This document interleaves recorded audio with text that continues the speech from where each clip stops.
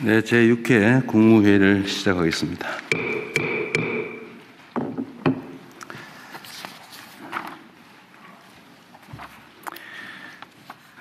(21년) 만에 국빈 방한한 브라질 룰라 대통령과 양국 관계를 전략적 동반자 관계로 격상하고 구체적 로드맵에도 합의했습니다. 민주주의 위기를 슬기롭게 이겨낸 경험을 공유한 우리 두 나라 국민의 우정과 연대는 앞으로 더욱 굳건해지고 양국 공동의 번영을 위한 든든한 토대가 될 것입니다. 2026년 밀라노 코르티나 동계올림픽이 폐막했습니다. 우리 선수단 모두의 뜨거운 도전은 국민들에게 큰 감동과 자부심을 주었습니다. 스포츠 외교 측면에서도 값진 성과가 있었습니다. 팀 코리아 정신으로 국민에게 뜻깊은 겨울을 안겨주신 우리 선수단과 지원 스텝 여러분에게 감사드립니다. 우리 격려의 박수 한번 부탁드릴까요?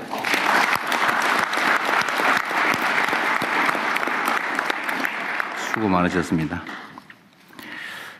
한편으로 짚어볼 부분도 있습니다. 우리 선수들의 투지와 활약에도 과거 국제대회에 비교하면 사회적인 열기가 충분히 고조되지 못했던 아쉬움이 있습니다. 오는 6월에는 북중미 월드컵도 예정되어 있습니다. 국제적 행사에 대한 우리 국민들의 접근성을 폭넓게 보장하는 제도 개선이 필요합니다. K컬처의 세계적 열풍에 힘입어 지난해 우리나라를 찾은 해외 관광객이 1,900만 명에 육박하며 사상 최고치를 갱신했습니다. 이번 설 연휴 기간에도 면세점, 백화점 등의 외국인 매출이 폭발적으로 늘어났다고 합니다. 이런 흐름을 우리 관광산업의 질적 도약의 발판으로 삼아야 되겠습니다. 이를 위해서 특히 관광객의 80%가 서울에 편중되는 불균형에서 벗어나야 합니다. 지방주도, 지방 중심으로 관광산업 대전환이 이루어지면 좋겠습니다. 지역 맞춤형 관광상품 개발과 함께 교통, 숙박, 쇼핑, 결제에 이르기까지 고질적인 불편을 해소하는 데 정책 역량을 모아주시기 바랍니다. 바가지 요금, 과도한 호객 행위 같은 시대착오적인 악습도 뿌리 뽑아야 되겠습니다. 전국이 함께 만든 K관광 강국 대한민국을 실현하기 위해 중앙과 지방, 민과 간 모두의 적극적인 협력과 소통을 부탁드립니다. 얼마 전에 청와대 업무량이 역대 최고 수준이라는 기사가 있었는데 부처 상황도 마찬가지일 것 같습니다. 국정 책임자로서 또 한편으로는 미안하고 고맙기도 합니다. 일부에서 워라밸 얼마나 중요한데 공무원들도 가정이 있지 않냐라고 하는데 그 말도 일리가 있습니다. 또 한편으로 보면 우리 공직자, 특히 고위공직자들의 손에 국가의 운명이 달려 있습니다. 워라밸도 좋긴 하지만 지금은 위기 비상 상황이라 모든 시간을 갈아 넣어도 부족할 정도입니다. 잠시 어렵더라도 잘 견뎌내 주시기를 부탁드립니다. 민생의 어려움을 덜기 위해서 신발끈을 더욱 단단하게 조여매야 되겠습니다. 우리 장관님들 또 처장님들, 청장님들 수고가 많으신데 제가 한 가지 부탁 좀 드리려고 합니다. 부처 내에 그 공직자들이 어려움이 좀 있습니다. 그게 뭐냐면 책임이죠. 책임, 문책.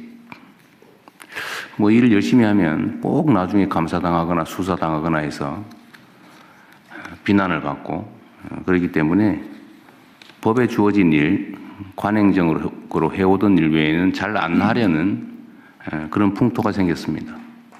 안타깝지만 현실입니다.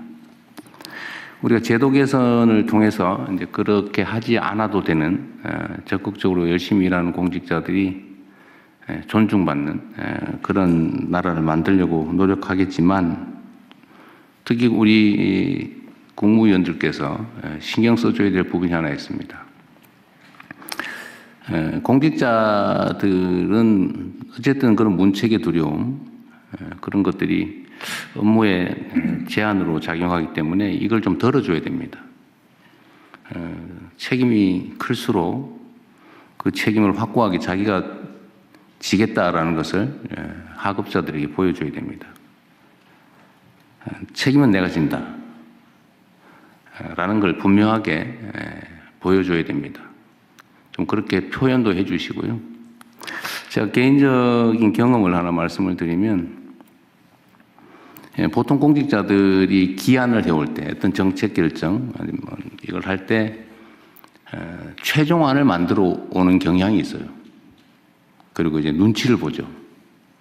아, 우리 장관께서 이렇게 원할 것 같은데 그런데 이렇게 하면 나중에 문제되지 않을까? 내가 나중에 책임져야 되지 않을까? 그런 걱정을 하게 되거든요. 그 걱정을 덜어주는 방법이 하나 있습니다. 지시사항으로 써주세요. 공무원들은 지시사항에 따라서 일한 거는 문책당하지 않거든요. 면책되기 때문에 확실하게 내가 책임진다. 그래서 필요하면 지시사항안을 만들어 와라. 그러면은 내가 지시사항으로 써주겠다. 라고 하고 실제 그렇게 해주세요.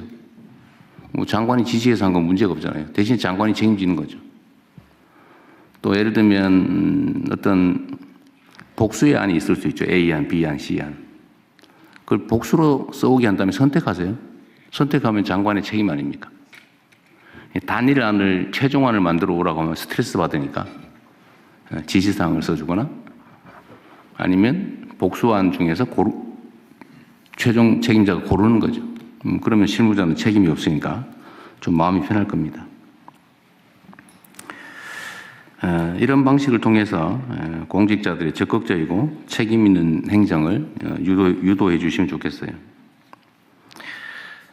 우리가 행정을 하는 데는 두 가지 측면이 있죠. 좀 더 좋은 안을 만들어서 집행하는 것, 소위 혁신이라고 할 수 있을 것 같아요. 또 과거에 잘못된 관행이나 또 잘못된 점들을 시정하는 것, 개혁이라고 할 수 있겠죠. 잘못된 걸 고치고 더 나은 상황을 만들어가는 것. 이 개혁과 혁신이 적절하게 조화를 이루어야 되는데 이 개혁을 하려다 보면 좀 잘못된 걸 고치려다 보면 저항이 있기 마련입니다. 거기에 뭔가 이해관계가 엮여 있거나 또 관성이라고 하는 게 있잖아요. 그래서 이 개혁 과제들은 사실은 해야 될 일인데 쉽지가 않습니다. 또 은폐되어 있는 경우도 많아요. 문제가 없는 것 같은데 그 밑에 살짝 숨겨져 있죠. 이런 것들을 잘 찾아내고 잘못된 것들은 고쳐가는 것이 매우 중요할 것 같습니다. 내부에서 굳어진 잘못된 사안들을 좀 더 능동적이고 적극적으로 찾아내 주시면 좋겠습니다. 전에도 말씀드렸지만 성과라고 하는 게 뭔가 큰 획기적인 한두 가지 행위로 고쳐지지가 않아요. 바뀌어지지가 않습니다. 작은 것들을 모으면 성과가 되죠.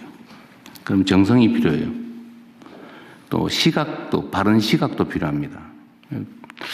똑같은 상황을 보고도 이 사람은 문제를 느끼는데 저 사람은 못 느끼는 경우가 많아요. 그래도 일상적으로 해오던 사람들은 그게 뭐가 문제인지 인식하기 어렵습니다. 그건 사람이 나빠서 그런 건 아니거든요. 그래서 장관이나 처장, 청장 이런 분들이 새롭게 가면 이제 새로운 시각으로 사물을 볼 수가 있죠. 그래서 개혁적인 마인드, 그 능동적인 사고, 적극적인 행동 이런 게 정말로 중요합니다. 물론 그 과정에서 이제 신상 필벌도 분명하게 해야 되고 또 기관장이 내가 책임진다라는 점을 분명하게 밝혀서 공직자들이 자신감을 가지고 할 일을 할 수 있게 해주시기 바랍니다. 끊임없이 대화, 토론을 통해서 시각도 교정해 줘야 돼요. 제가 이거 전에 한 말씀 드렸는데 그 동네 골목 좀 깨끗하게 청소해라 고 했더니 물론 열심히 해요. 뭐 버려져 있는 누구나 봐도 좀 비정상적인 건 잘 치우는데 예를 들면 집 앞에 이렇게 시멘트로 자기 땅이라고 이렇게 막아가지고 농사 짓는 사람들이 있어요. 하도 오랫동안 했기 때문에 그거는 이 비정상인 줄 인식이 안 됩니다. 그래서 저는 가면 보이거든. 저기 왜 공공도로에다가 시멘트로 막아가지고 거기다 농사를 짓냐. 상치 키우고 고추 키우고 그런 것들이 있는데 기존의 공무원들은 그걸 인식을 못 합니다. 그건 새로운 시각을 가진 사람이 지적을 해야 그때야 비로소 보이는 거죠. 예를 들면 그런 거니까 우리 부처청에서 하는 일들 중에 새로운 시각으로 보면 좀 고쳐야 될 게 꽤 많이 있습니다. 명백하게 잘못된 거는 잘 드러나지 않죠. 그런 것들은 당연히 고쳤을 테니까요. 드러나지 않는데 문제가 있는 것들이 많습니다. 좀 자세히 들여다보고 그래서 현장이 중요하죠. 수요자 중심의 마인드가 또 그래서 중요합니다. 우리가 주는 쪽에서 보는 거하고 받는 쪽에서 보는 거하고 다르죠. 그러면 끊임없이 새로운 시각을 가진 사람들하고 교류하고 토론하고 그럴 필요가 있습니다. 그리고 또 한 가지 앞으로 우리 국무회의를 좀 방향을 바꾸면 좋겠어요. 뭐 가급적이면 자유롭게 토론하자고 하지만 사실은 좀 꺼려지는 것도 있죠. 근데 이 자리는 우리 국민들께서 직접 지켜보시니까 뭐 각 부처에서도 행정과정을 잘 공개하고 있겠지만 이런 기회에 각 부처에서 하고 있는 일들 중에 우리 국민들께 뭐 자랑하거나 또는 보여드리고 드려야 될 일들을 가끔씩은 좀 의미 있는 것들은 제시하시는 것도 좋을 것 같습니다.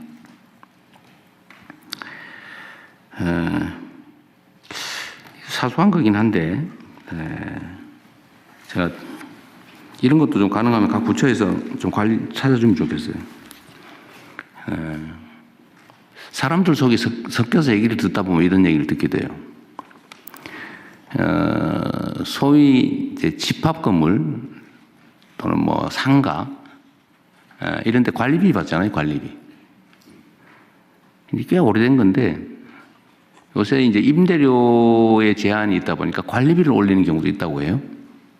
근데 관리비를 올리면 안 되죠. 관리비라고 하는 것은 관리 비용을 나누는 건데 거기에 무슨 수수료니 뭐 이런 것들을 붙여가지고 바가지를 씌우거나 아니면 수도 요금이 100만 원밖에 안 나오는데 그 10개 그 지분을 가진 사람들한테 그 20만 원씩 받아가지고 200만 원 받은 다음에 100만 원 내고 100만 원 자기가 가지고 이러는 경우도 있습니다. 이게 상당히 많아요. 심지어 관리비 내역 안 보여줘요. 숨겨요. 그래서 이게 말이 안 되잖아요. 이거는 은폐되어 있지만 사실은 범죄 행위에 가깝죠. 기망일, 사기일 수도 있고, 뭐 횡령일 수도 있고. 하여튼 아주 나쁜 행위이지만 그 일상적으로 관리비는 더 받을 수도 있어. 뭐 옛날부터 그랬어. 이렇게 생각하는 경우가 있잖아요. 예를 들면 이런 거. 이게 사소해 보이긴 하지만 제가 이 얘기하면 아이고 저 대통령이 또 무슨 저런 사소한 일을 가지고 얘기하나 이럴 가능성도 없지는 않지만 그러나 이 문제 이해관계에 있는 사람이 전국적으로 수백만이 될 가능성이 있습니다. 이런 게 다 부조리죠. 이런 것들을 좀 찾아내서 정리해 주시면 좋겠습니다. 필요하면 제도 개혁도 좀 하고요. 여하튼 국무위원 여러분들 포함해서 우리 공직자들이 일이 너무 많아져서 힘들다고 합니다. 뭐 실제 힘들 거예요. 점점 더 힘들어지겠죠. 그러나 물리적으로 너무 힘들어진 상황이 되면 인력도 좀 보강할 필요는 있고요. 너무 그런데 인색하게 할 필요는 없습니다. 근데 정말로 중요한 거는 공무원이 힘들면 국민은 편합니다. 우리가 조금만 더 힘들어 또 잘 견뎌주시면 좋겠어요. 네, 이상입니다. 이후 회의는 국무총리께서 진행해 주시겠습니다. 네, 한두 가지만 말씀 먼저 드리겠습니다. 산불과 가축 질병이 동시다발적으로 연일 이어지고 있습니다. 어제는 함양 산불이었는데 오늘은 또 밀양 산불입니다. 각 부처가 특별히 긴장감을 갖고 대비해 주시고 국민 여러분들께서도 산불 방역에 대한 아주 기초적인 수칙을 잘 지켜주시기를 부탁드립니다. 신속하고 투명한 소통이 우리 정부의 방향인 것을 잘 아실 겁니다. 그렇지만 세금, 규제, 부담금 등 국민께 부담이 될 수 있는 사항은 반드시 신중한 논의를 거쳐서 준비되고 정제된 방식으로만 메시지가 나가야 된다는 점을 각 부처에서 특별히 유념해 주시기 바랍니다. 끝으로 가짜뉴스가 급증하고 있습니다. 정부 메시지에 대한 각종 보도나 온라인 흐름을 각 부처에서 24시간 모니터링하고 왜곡이 있는 경우에 즉각 바로잡는 노력도 해주시기 바랍니다. 현안 토의로 바로 들어가도 될까요? 산불이 왜 이리 많이 나는 거예요?